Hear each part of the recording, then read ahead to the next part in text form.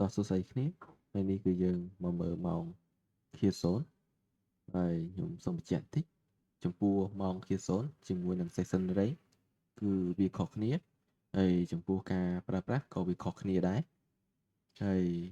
យើងបញ្ជាក់បន្តិចវាខុសគ្នាគឺវាមិនខុសគ្នាណាទេចំពោះការប្រើប្រាស់ក៏ដូចគ្នាម៉ោងក៏ដូចគ្នាយ៉ាគឺគ្រាន់តែវាខុសគ្នាតិចតួចទេ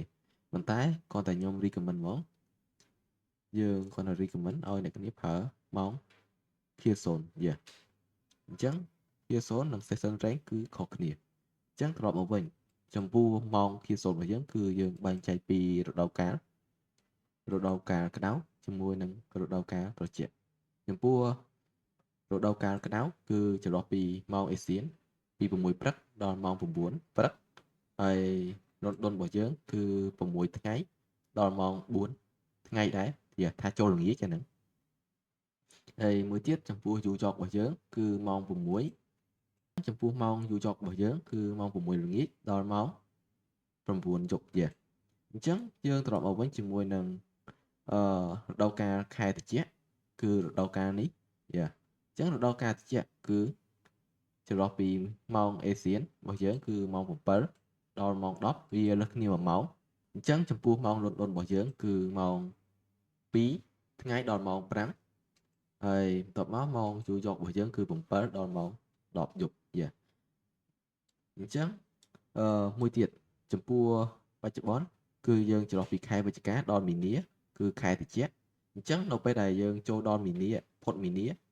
អញ្ចឹងយើងនឹងចូលទៅដល់រដូវកាលធម្មតាវិញហើយគឺម៉ោង6ដល់ម៉ោង9នៅអេសៀនចាអញ្ចឹងយើងចូលទៅមើលឆាតទាំងអស់គ្នាអញ្ចឹងយើងចូលទៅចាប់ម៉ោងឃាសូនយើងទាំងអស់គ្នាទី1អ្នកគ្នាត្រូវ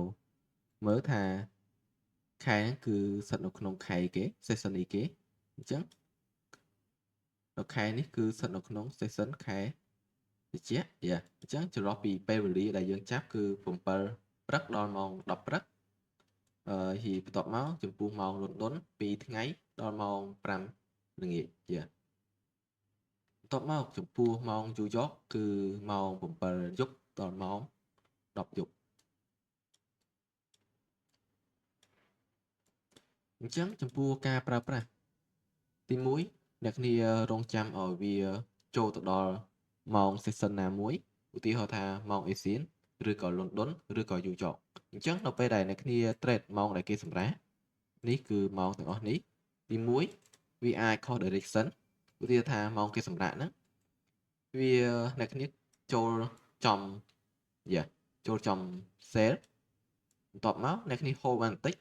បែរជាចូលមកដល់ម៉ោង London នេះអញ្ចឹងវាធ្វើឲ្យទីផ្សារម៉ោង London គឺ confirm buy បែរជាអ្នកគ្នា sell ម៉ោងយ៉ាម៉ោងដែលគេសម្រាប់ពី ASEAN ចូល London នឹងអញ្ចឹងវាធ្វើឲ្យអ្នកគ្នា SL ឬក៏ BE អញ្ចឹងទៅនេះគ្រាន់តែជាទីផ្សារជាក់ស្ដែងទេដោយសារថ្ងៃនេះគឺវាមានយ៉ា volume រៀងខ្ពស់ដែរអញ្ចឹងមួយទៀតអ្នកគ្នាប្រកាសជាឃើញនៅកន្លែងតំបន់ London ចូលទៅដល់ម៉ោង New York អ្នកគ្នាប្រកាសជាឃើញទី1អ្នកគ្នាប្រកាសជាឃើញនេះ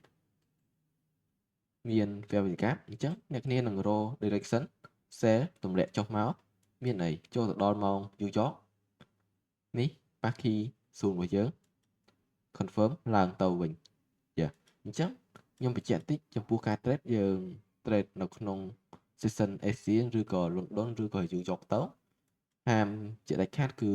trade នៅម៉ោងដែលគេសម្រាប់យ៉ាមូលហេតុគឺអត់មានអីទេទី1គឺម៉ោងដែលគេធ្វើការទី1គឺវាមាន volume លុយ